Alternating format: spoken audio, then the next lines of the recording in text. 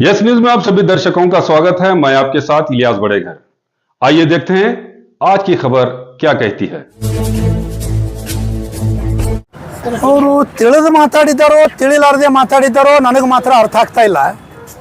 ಯಾಕಂದ್ರೆ ಒಬ್ಬ ಜವಾಬ್ದಾರಿಯುತ ಸ್ಥಾನದಲ್ಲಿದ್ದಂಥ ಶಾಸಕರು ಕಳೆದ ಅಂದಾಜು 3 ತಿಂಗಳುಗಳಿಂದ, ಇವತ್ತು ನನಗನ್ನಿಸ್ತದೆ 83ನೇ ದಿನ ಇರಬೇಕು, 3 ತಿಂಗಳುಗಳಿಂದ ನಿರಂತರವಾಗಿ ಜಿಲ್ಲೆಯ, ವಿಶೇಷವಾಗಿ ನಗರದ ಎಲ್ಲ ಜನತೆ ಪಕ್ಷಾತೀತವಾಗಿ ಜಾತ್ಯತೀತವಾಗಿ ಹೃದಯ ಭಾಗ ಅಂಬೇಡ್ಕರ್ ವೃತ್ತದಲ್ಲಿ PPP ಮಾದರಿ ಬೇಡ, ಸರ್ಕಾರಿ ವೈದ್ಯಕೀಯ ಕಾಲೇಜ್ ಆಗಬೇಕಂತೇಳಿ ಇಲ್ಲಿ ಹೋರಾಟ ನಡೆದದು.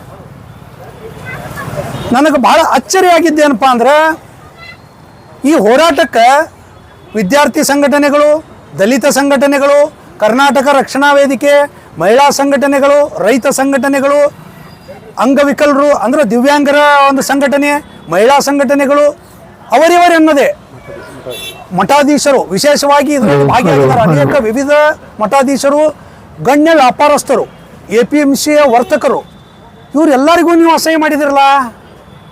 ಇವರೆಲ್ಲರನ್ನೂ ಇವತ್ತು ನೀವು ಹಣ ತಗೊಂಡು ನಾವು ಇಲ್ಲಿ ಪ್ರತಿಭಟನೆ ಕೂತೀವತ್ತು ಹೇಳೋ ಉದ್ದೇಶ ಏನು? PPP ಅಂದರೆ ಏನ್ರಿ ಮಾನ್ಯ ನಗರ ಶಾಸಕರೇ? ಪಬ್ಲಿಕ್ ಕಾ ಪೈಸಾ ಪ್ರೈವೇಟ್ ಮೇಲೆ ಲೂಟೋ ಯೋಜನೆಯನ್ನು ನೀವು ಇವತ್ತು ಕೆಲ ರಾಜಕಾರಣಿಗಳು ಮಾಡ್ತಾ ಇದ್ದೀರಿ ಅಂತ ನಮಗೆ ಸಂಶಯ ಬರ್ಲಿಕ್ಕತ್ತದ. ಹೋರಾಟಗಾರರಿಗೆ ನಿಂದನೆ ಮಾಡುವ ನಿಮ್ಮ ಉದ್ದೇಶವಾದರೂ ಏನು? ಹೋರಾಟಗಾರರು ಅಷ್ಟೇ ಅಲ್ಲ, ಈ ಹೋರಾಟದಲ್ಲಿ ಬೆಂಬಲವಾಗಿ ನಿಂತಂಥ ಪೂಜ್ಯರು, ಮಠಾಧೀಶರು, ವಿವಿಧ ಸಂಘಟನೆಗಳು, ಇವರನ್ನು ಎಲ್ಲ ನೀವು ಅಪಮಾನ ಮಾಡುವಂಥ ಒಂದು ಈ ಬುದ್ಧಿ ನಿಮಗೆ ಯಾಕೆ ಬಂತು ಅನ್ನೋದು ನಮಗೆ ಇವತ್ತಿಗೂ ತಿಳಿತಾ ಇಲ್ಲ. ನಾನು ಇಷ್ಟೇ ಈ ಸಂದರ್ಭದಲ್ಲಿ ಹೇಳಲಿಕ್ಕೆ ಇಚ್ಛೆ ಪಡ್ತೀನಿ, ಯಾಕೆ ವಿಜಯಪುರಕ್ಕೆ ಸರ್ಕಾರಿ ವೈದ್ಯಕೀಯ ಮೆಡಿಕಲ್ ಕಾಲೇಜ್ ಆಗಬಾರ್ದು? ಯಾಕೆ ಆಗಬಾರ್ದಪ್ಪ ಅಂದ್ರೆ, ಕೆಲ ಲ್ಯಾಂಡ್ ಮಾಫಿಯಾಗಳು ಇದರಲ್ಲಿ ಹೊಕ್ಕಿದ್ದಾರೆ. ಈಗ ಹೊಸದು PPP ಮಾದರಿ ಏನಾದರೂ ಇವತ್ತು ಸಿದ್ದರಾಮಯ್ಯ ಸರ್ಕಾರ ಅನುಮೋದನೆ ಕೊಟ್ಟದ್ದೇ ಆತಂದ್ರೆ ವಿಜಯಪುರದಲ್ಲಿ ದೊಡ್ಡ ಲ್ಯಾಂಡ್ ಮಾಫಿಯಾ ನಡೀತದೆ. ಅವಾಗ ಏನು ಮಾಡ್ತಾರೆ PPP ಅವರು? ಈಗಿರುವಂಥ 149 ಏಕರ್ ಸರ್ಕಾರಿ ಆಸ್ಪತ್ರೆಯಲ್ಲಿಯ ಜಾಗವನ್ನು ಬಿಟ್ಟು ಬೇರೆ ಜಾಗವನ್ನು ಖರೀದಿ ಮಾಡ್ತಾರೆ. This is called PPP. ಅದಕ್ಕೆ ಹೇಳಿದೆ ನಾನು, ಲ್ಯಾಂಡ್ ಮಾಫಿಯಾ ಆಗ್ತದೆ. ಅವಾಗ ಜಮೀನನ್ನು ಖರೀದಿ ಮಾಡ್ಲಿಕ್ಕೆ ರೊಕ್ಕ ತಗೋತಾರೆ.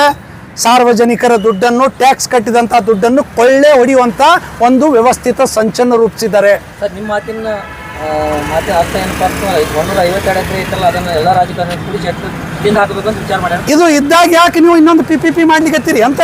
ಟ್ರಾಮಾ ಸೆಂಟರ್ ಅದ, ಅಲ್ಲೇ ನರ್ಸಿಂಗ್ ಕಾಲೇಜ್ ಅದ, ಆರ್ಥೋಪೆಡಿಕ್ ಸೆಂಟರ್ ಅದ, ಭವ್ಯವಾದಂಥ ಕಟ್ಟಡವನ್ನು ಕಟ್ಟಿಕೊಟ್ಟಿದ್ದಾರೆ ಹಿಂದಿರುವಂಥ ಸಚಿವರು. PPPಗೆ ಯಾಕೆ ಹೋಗ್ತಾ ಇದ್ದೀರಿ? ಉದ್ದೇಶ ಏನು? ಮಾನ್ಯ ಮುಖ್ಯಮಂತ್ರಿಗಳಿಗೆ ಇದ್ರ ಬಗ್ಗೆ ಮಾಹಿತಿ ಹೋದೋ ಇಲ್ಲೋ? ಅಧಿವೇಶನ ನಡೆದದ. ತಮ್ಮ ಮಾಧ್ಯಮಗಳ ಮುಖಾಂತರ ನಾನು ಮುಖ್ಯಮಂತ್ರಿಗಳ ಗಮನಕ್ಕೆ ತರಲಿಕ್ಕೆ ಇಚ್ಛೆ ಪಡ್ತೀನಿ. 149 ಎಕರೆ ಸಾಕೇನ್ರಿ? ಅಷ್ಟು ಜಾಗ ಬಿದ್ದದ. ಇದಕ್ಕಿಂತ ಹೆಚ್ಚಿನ ಜಾಗವನ್ನು ನೀವು ಬೇರೆ ಕಡೆ ಖರೀದಿ ಮಾಡಿದ್ರೆ ಅರ್ಥ ಏನು? ಅದಕ್ಕಲ್ಲೇ ಹೇಳಿದೆ ನಾನು, ಪಬ್ಲಿಕ್ ಕಾ ಪೈಸಾ ಪ್ರೈವೇಟ್ ಮೇಲೆ ಲೂಟೋ. ಯಾರನ್ನು ಖುಷಿಪಡಿಸೋಕ್ಕೋಸ್ಕರ ಈ ಸರ್ಕಾರಿ ಆಸ್ಪತ್ರೆಯಲ್ಲಿರುವಂಥ ಜಾಗವನ್ನು ಬಿಟ್ಟು ನೀವು ಬೇರೆ ಜಾಗ ತೊಗೊಂಡು PPP ಮಾಡ್ಲಿಕ್ಕೆ ಹೊಂಟೀರಿ? ಇದ್ರ ಉದ್ದೇಶ ಆದರೂ ಏನು? ನಾನು ಇಷ್ಟೇ ಕೇಳ್ತೀನಿ, ಕೇವಲ ಬಡ ವಿದ್ಯಾರ್ಥಿಗಳಿಗೆ ಮಾತ್ರ ಅದು ಉಪಯೋಗ ಆಗಂಗಿಲ್ಲ. ವೈದ್ಯಕೀಯ ಶಿಕ್ಷಣ ಪಡೆಯುವಂಥದ್ದು ಏನು ಇವತ್ತು ಮಿರಾಜ್, ಸಾಂಗ್ಲಿ, ಮುಂಬೈ, ಬೆಂಗಳೂರಿಗೆ ಹೋಗ್ತಾರಲ್ಲ ರೋಗಿಗಳು ದೊಡ್ಡ ದೊಡ್ಡ ಚಿಕಿತ್ಸೆಗಾಗಿ, ಅವರಿಗೆ ವಿಜಯಪುರದಲ್ಲೇ ನಾಳೆ ಒಂದು ಸರ್ಕಾರಿ ವೈದ್ಯಕೀಯ ಕಾಲೇಜ್ ಆದರೆ ಇಲ್ಲೇ ಚಿಕಿತ್ಸೆ ಕೊಡ್ಬೋದು. ಇಲ್ಲಿ ಕೂತಂಥವ್ರು ಯಾರ ಮಕ್ಕಳಿಗೂ ವೈದ್ಯಕೀಯ ಸೀಟ್ ಬೇಡ. ಇವತ್ತು ನಾನೇ ಹೇಳ್ತೀನಿ, ನನ್ನ ಮಗ ಇದ್ದಾನೆ ಒಬ್ಬ, ಅವನಿಗೂ ನಾವು ವೈದ್ಯನನ್ನಾಗಿ ಮಾಡ್ಲಿಕ್ಕೆ ಹೊಂಟಿಲ್ಲ. ಅವನನ್ನು ಕೂಡ ನಾನು ಬರುವಂಥ ದಿನಗಳಲ್ಲಿ ಭಾರತೀಯ ಸೇನೆಗೆ ಸೇರಿಸ್ತೀನಿ. ಈ ಹೋರಾಟಕ್ಕೆ ನಾವು ವೈದ್ಯಕೀಯ ಹೋರಾಟಕ್ಕೆ ಬಡವರ ಮಕ್ಕಳಿಗಾಗಿ ನಾವೆಲ್ಲ ಸೇರಿದ್ದೇವೆ. ಇಲ್ಲೇ ನಮ್ಮ ಎಲ್ಲ ಮುಖಂಡರು ಏನಿದ್ದೇವೆ ಪಕ್ಷಾತೀತವಾಗಿ ಬಡವರ ಮಕ್ಕಳಿಗಾಗಿ ಇಲ್ಲಿ ಸೇರಿದ್ದಾರೆ. ಅವ್ರಿಗೆ ನೀವು ರೊಕ್ಕ ತೊಗೊಂಡು ಮಾಡ್ತಾರೆ ಅಂದ್ರೆ ಅರ್ಥ ಏನು? ಸರ್, ಮಾನ್ಯ ಶಾಸಕರು ಇನ್ನೊಂದು ಹೇಳ್ತಾರೆ ಏನಂತ, ನಾನು PPP ಬೇಕಂತ ಹೇಳಿಲ್ಲ. ನಾನು ಸದನದಾಗ ನಮಗೂ ಸರ್ಕಾರಿ ಮೆಡಿಕಲ್ ಕಾಲೇಜ್ ಬೇಕಂತ ಹೇಳ್ತಾರೆ. ಶರತ್ ಪ್ರಕಾಶ್ ಅವರು ಏನಿದ್ರು, ಇಲ್ಲ ನಿಮ್ಮ ಜಿಲ್ಲೆ PPP ಮಾದರಿ ಮೆಡಿಕಲ್ ಕಾಲೇಜ್ ಈಗಾಗಲೇ ಮಂಜೂರಾಗಿದೆ ಅಂತಂದ್ರೆ ನಾವು ಯಾರೇ ಹೂಡಿಕೆ ಮಾಡ್ತೀವಿ ಅಂತಂದ್ರೆ ನಾವು 500 ಕೋಟಿ ರೂಪಾಯಿ ಹೂಡಿಕೆ ಮಾಡ್ತೀನಿ ಅಂತೇಳಿ ಅಂತ ಹೇಳಿದ್ರು. ಅದನ್ನು ಅವರು ಸರ್ಕಾರಿ ವೈದ್ಯಕೀಯ ಕಾಲೇಜಿಗೆ ಬೇಡಿಕೆ ಇಟ್ಟಿದ್ರಪ್ಪ ಅಂದ್ರೆ ಅದನ್ನು ನಾನು ಸ್ವಾಗತ ಮಾಡ್ತೀನಿ. ನನಗೆ ಪ್ರಶ್ನೆ ಬಂದಿದ್ದು ಅದು ಅಲ್ಲ. ಇಲ್ಲಿ ಕೂತಂಥ ನಿರಪರಾಧಿ ಹೋರಾಟಗಾರನ ರೊಕ್ಕ ತೊಗೊಂಡು ಹೋಗ್ತಾರೆ, ಪೇಮೆಂಟ್ ಗಿರಾಕಿದಾವ, ಪ್ರೂವ್ ಮಾಡಿರಿ. ನಾ ಇವತ್ತು ಬಂದೀನಿ. ಇವತ್ತು ಇದೇ ಬಂದ ತಕ್ಷಣ ಕೇಳಿದರು ಮೊದಲ ಹೋರಾಟ ನಾನು ABP ದವ್ರು ಇಲ್ಲಿ ಬಂದಾಗ ಇಲ್ಲಿ ಏನು ನಡೆದದಂತ ನೋಡಿ ನಿಂತು ಹೋರಾಟಕ್ಕೆ ನನ್ನೇನವ್ರು ಇದು ಮಾಡಿರಲಿಲ್ಲ. ಇಲ್ಲಿ ಏನು ನಡೆದದಂತ ನಿಂತು ನೋಡಿ ಅವ್ರು ಹೋರಾಟದ ಸರಿ ಅದ ಒಂದು ಸ್ಟೇಟ್ಮೆಂಟ್ ಕೊಟ್ಟಂಥ ವ್ಯಕ್ತಿ ನಾನು. ಇಲ್ಲಿ ನನಗೊಂದು 100 ಕೋಟಿ ಸಿಗ್ತದನು ಯಾರು ಲೆಕ್ಕತಿಲಿಕತ್ತಾರ ಚೆಕ್ ಮಾಡ್ಲಿಕ್ಕೆ ಬಂದಿನ ಇವತ್ತು. ಏನದು ಮಾತಾಡೋದಂದ್ರೆ ಇಲ್ಲಿ ರೈತ ಹೋರಾಟಗಾರ ಅದಾರ, ಕನ್ನಡ ಪರ ಸಂಘಟನೆಗಳದಾರ, ದಲಿತ ಸಂಘಟನೆಗಳದಾವ, ಅನೇಕರು ಅದಾರ. ಹೆಸರು ಹೇಳಕ್ ಹೋಗಲ್ಲ. ನಾ ಸಾಕಷ್ಟು ಪಕ್ಷಾತೀತವಾಗಿ ಮಾಡ್ಲಿಕ್ಕತ್ತಾರ. ಹೋಗಿ ಆ ಮಂತ್ರಿ ಕಡೆ ರೊಕ್ಕ ತಿಂತಾರ, ಸಂಜೆ ಆಗಣ ಪೇಮೆಂಟ್ ತಗೋತಾರ. ಇದು ಶೋಭೆ ತರೋದಲ್ಲ ಮಾನ್ಯ ಶಾಸಕರೇ, ನಿಮಗೆ ಶೋಭೆ ತರೋದಲ್ಲ. ವಿಜಯಪುರದ ವರ್ತಕರನ್ನ ಸಹಿ ಮಾಡಿದ್ರಿ, ನೀವು ಪೂಜ್ಯರನ್ನ ಸಹಿ ಮಾಡಿದ್ರಿ, ಮಹಿಳಾ ಸಂಘಟನೆಗಳನ್ನ ಸಹಿ ಮಾಡಿದ್ರಿ. ಅಷ್ಟೇ ಅಲ್ಲ, ಇನ್ನೊಂದು ನಮ್ಮ ದೇಶ ಕಾಯುವ ಸೈನಿಕರು ಮಾಜಿ ಏನಾಗಿದ್ದಾರೆ ಅವರು ಬೆಂಬಲ ಕೊಟ್ಟಿದ್ದಾರೆ. ದೇಶ ಕಾಯುವ ಸೈನಿಕರಿಗೆ ಹೋರಾಟಕ್ಕೆ ಬಂದು ಬೆಂಬಲ ವ್ಯಕ್ತಪಡಿಸಿದ್ದಾರೆ. ಅವ್ರಿಗೆ ಕ್ಷಮೆಯನ್ನ ಬೇಷರತ್ತಾಗಿ ಕ್ಷಮೆ ಕೇಳಬೇಕು ನೀವು. ಈ ಎಲ್ಲ ಹೋರಾಟಗಾರರನ್ನ ಒಳಗೊಂಡು, ಎಲ್ಲ ಪೂಜ್ಯರನ್ನ ಒಳಗೊಂಡು, ಎಲ್ಲ ಮಹನೀಯರಿಗೆ ನೀವು ಬೇಷರತ್ತಾಗಿ ಕ್ಷಮೆ ಕೇಳಬೇಕಂತೇಳಿ ತಮ್ಮ ಮಾಧ್ಯಮದ ಮುಖಾಂತರ ಆಗ್ರಹ ಮಾಡ್ತೀನಿ. ಅಷ್ಟೇ ಅಲ್ಲ, ಇದೊಂದು ಬಹಳ ಸೂಕ್ಷ್ಮ ವಿಚಾರ ಅದ. ಯಾತಕ್ಕಾಗಿ PPP, ಯಾಕೆ ಸರ್ಕಾರಿ ಅನ್ನೋದ್ರ ಬಗ್ಗೆ ಇವತ್ತೊಂದು ಬಹಿರಂಗ ಸವಾಲ್ ಹಾಕ್ತೀನಿ ನಗರ ಶಾಸಕರಿಗೆ ನಾನು. ಬಹಿರಂಗ ವೇದಿಕೆ ಇದೆ ಅಂಬೇಡ್ಕರ್ ಸರ್ಕಲ್ ಅಲ್ಲಿ, ಇದೇ ವೇದಿಕೆಗೆ ಬರ್ರಿ. ನೀವು ಅದ್ರ ಬಗ್ಗೆ ಏನು ಜ್ಞಾನ ಅದ ನೀವು ಹೇಳ್ರಿ. ಇಲ್ಲಿ ಹೋರಾಟಗಾರ ಏನು ಮಾಡಿದಾರ ಅನ್ನೋದು ಅದನ್ನ ಹೇಳ್ತಾರೆ. PPP ಯಾಕೆ ಬೇಡ, ಸರ್ಕಾರಿ ವೈದ್ಯಕೀಯ ಏಕೆ ಬೇಕು, ಅದಕ್ಕೆ ನಡ್ಬರ್ಕೊಂದು ಸ್ಟೇಟ್ಮೆಂಟ್ ನೋಡಿದೆ. ಅವ್ರದ್ದು ಭಾಳ ಅಚ್ಚರಿ ಅನ್ನಿಸ್ತು. ಎಲ್ಲ ಹೋರಾಟ ಮಾಡೋರು ತಮ್ಮ ಮಕ್ಕಳನ್ನ ಸರ್ಕಾರಿ ಶಾಲೆಗೆ ಕಲಿಸ್ಲಕತ್ತಿಲ್ಲ, ಇಂಗ್ಲೀಷ್ ಮೀಡಿಯಂ ಸ್ಕೂಲ್ನಾಗ ಕಲಿಸ್ಲಕತ್ತಾರ. ಹೌದಪ್ಪ, ಇವತ್ತು ನನ್ನ ಮಗನು ಇಂಗ್ಲೀಷ್ ಮೀಡಿಯಂ ಸ್ಕೂಲ್ನಾಗೆ ಅದಾನ. ಇಂಗ್ಲೀಷ್ ಮೀಡಿಯಂ ಸ್ಕೂಲಿಗೆ ರಾಘವಣ್ಣಿಗೇರಿ ಇಲ್ಲಿ ಇದ್ದವ್ರು ಯಾಕೆ ಕಳಿಸಿದ್ರು? ಸರ್ಕಾರಿ ಶಾಲೆಯ ಪರಿಸ್ಥಿತಿ ಗಂಭೀರ ಆಗ್ಯದ. ಅದಕ್ಕೆ ಕಾರಣ ನೀನು ಮಹಾನುಭಾವನ ಭಾವ. ಸರ್ಕಾರದಿಂದ ಆರಿಸಿ ಬಂದಂಥ ಜನಪ್ರತಿನಿಧಿ ನೀ ಕಾರಣ. ಸರ್ಕಾರಿ ಶಾಲೆಗಳು ಚಲೋ ಇದ್ದು ಅಂದ್ರೆ ನಾವ್ಯಾಕೆ ಗೌರ್ಮೆಂಟ್ ಶಾಲೆಗೆ ಬಿಟ್ಟು ಪ್ರೈವೇಟ್ ಶಾಲೆಗೆ ಕಳಿಸ್ತಿದ್ದೀವಿ ನಮ್ಮ ಮಕ್ಕಳನ್ನ? ಇದವರೇ ಜ್ಞಾನ ಅದೋ ಇಲ್ಲೋ? ಇದನ್ನು ವಿಜಯಪುರ ಜನತೆಯ ಪರವಾಗಿ ಕೇಳಲಿಕ್ಕಿದ್ದೀನಿ ನಾನು. ಅದಕ್ಕೆ ಅಸಂಬದ್ಧವಾಗಿ ನಿಮ್ಮ ರಾಜಕಾರಣ ಏನೇ ಇಟ್ಕೋರಿ ನೀವು, ಶಿವಾನಂದ ಪಾಟೀಲ್ ಇರ್ಬೋದು, ಬಸನಗೌಡರು ಇರ್ಬೋದು, ಯಾವುದೇ ರಾಜಕಾರಣಿ ಇರ್ಬೋದು, ನಿಮ್ಮ ರಾಜಕಾರಣ ನಿಮ್ಮ ಮಟ್ಟಿಗೆ ಇಟ್ಕೊಳ್ರಿ. ಅದನ್ನು ತಂದು ಹೋರಾಟಗಾರ ಮೇಲೆ ಹಾಕಬೇಡ್ರಿ. ಹೋರಾಟಗಾರ ರೊಕ್ಕ ತೊಗೊಂಡು ಹೋರಾಟ ಮಾಡ್ತಾರೆ. ಇವತ್ತು ಇಲ್ಲಿ ಕೇಳಿಕ್ಕೆ ಇಚ್ಛೆ ಪಡ್ತೀನಿ ನಾನು. ಇವತ್ತು ಎಷ್ಟೊಂದು ಪ್ರೀತಿ ವಿಶ್ವಾಸದಿಂದ ಇಲ್ಲಿ ಬಂದು ಕೂತಾರೆ. ಯಾಕೆ ಕೂತಾರೆ ಅಂದ್ರೆ ಬಡವ್ರ ಮಕ್ಕಳಿಗೆ ಅನುಕೂಲ ಆಗಲಿ, ನಮ್ಮ ನಾಳೆ ಏನಾದರೂ ಚಿಕಿತ್ಸೆಗೆ ಹೋಗ್ಬೇಕಂದ್ರೆ ನಮಗೆ ವಿಜಯಪುರನಾಗೆ ಸರ್ಕಾರ ದವಾಖಾನೆ ಆಗಿಲ್ಲ ಅಂತ ಬಂದು ಕೂತಾರೆ ಅವರು. ಅದ್ರ ಸಂಬಂಧ ಬಂದು ಕೂತಾರೆ. ಇಲ್ಲಿ ನಮ್ಮ ಮಕ್ಕಳನ್ನ ನಾವು ವೈದ್ಯರನ್ನಾಗಿ ಮಾಡ್ಲಿಕ್ಕೆ ಬಂದು ಕೊಟ್ಟಿಲ್ಲ, ಗೌರ್ಮೆಂಟ್ನಾಗ ಪುಗಟ್ ಸೀಟ್ ತೊಗೊಳಿಕ್ಕೆ ಬಂದು ಕೊಟ್ಟಿಲ್ಲ. ಜಿಲ್ಲೆಯ ಪ್ರತಿಭಾವಂತ ವಿದ್ಯಾರ್ಥಿನಿಯರಿಗೆ ಅನುಕೂಲ ಆಗಲಿ ಅಂತೇಳಿ ಇಲ್ಲಿ ನಾವು ಕೂತೇವಿ. ಅದಕ್ಕೆ ತಿಳಿದು ಮಾತಾಡ್ತಿರೋ ತಿಳಿಲಾರದೆ ಮಾತಾಡ್ತಿರೋ, ದಯಮಾಡಿ ನಿಮ್ಮ ಹೇಳಿಕೆಯನ್ನು ತಪ್ಪಾಗಿ ನಾನು ಇವತ್ತು ಹೋರಾಟಗಾರರಿಗೆ ನಿಂದನೆ ಮಾಡಿದ್ದೀನಿ. ಹಾಗೂ ಅದರಲ್ಲಿ ಭಾಗಿಯಾದಂಥ ಪೂಜ್ಯರಿಗೆ ನಾನು ಇವತ್ತು ಆರೋಪಿಸಿನಿ. ಬೇಷರತ್ತು ಕ್ಷಮೆ ಕೇಳ್ರಿ. ಇಲ್ಲಿಕಂದ್ರೆ ವಿಜಯಪುರ ಜನತೆಗೆ ನಾನು, ಸ್ವಾಭಿಮಾನಿ ಜನತೆಗೆ ನಾನು ಆಗ್ರಹ ಮಾಡ್ತೀನಿ.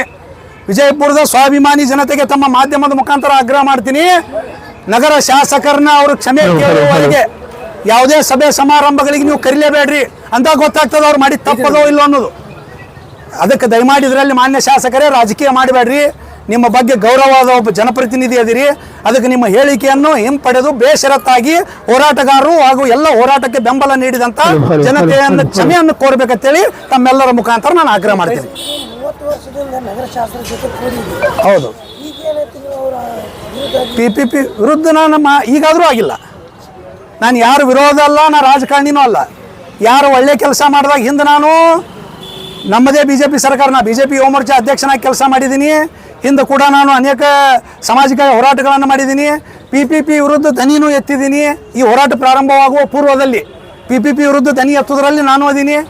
PPP ಅರ್ಥವನ್ನು ತಿಳಿಸ್ಕೊಟ್ಟಿದ್ದೀನಿ. ಯಾರ ವಿರುದ್ಧ ನಂದು ಹೋರಾಟ ಅಲ್ಲ, ವ್ಯಕ್ತಿಯ ವಿರುದ್ಧ ಹೋರಾಟ ಅಲ್ಲ, ಅರ್ಥವನ್ನು ತಿಳಿಸ್ಕೊಟ್ಟಿದ್ದೀನಿ. ಯಾರ ವಿರುದ್ಧ ನಂದು ಹೋರಾಟ ಅಲ್ಲ, ವ್ಯಕ್ತಿಯ ವಿರುದ್ಧ ಹೋರಾಟ ಅಲ್ಲ, ಯಾವುದೇ ಪಾರ್ಟಿಯ ವಿರುದ್ಧ ಅಲ್ಲ. ಇದರಲ್ಲಿ ರಾಜಕಾರಣ ಇಲ್ಲ. ಹೋರಾಟಗಾರರಿಗೆ ಇವತ್ತೇನು ಬೈದಿದ್ದಾರ, ಹೋರಾಟದಲ್ಲಿ ನಾನು ಭಾಗಿಯಾಗಿದ್ದೆ, ಪೂಜರು ಭಾಗಿಯಾಗಿದ್ದರು. ಅದು ನೋವಾಗಿ ನಾನು ಇಲ್ಲಿ ಬಂದಿದ್ದೀನಿ.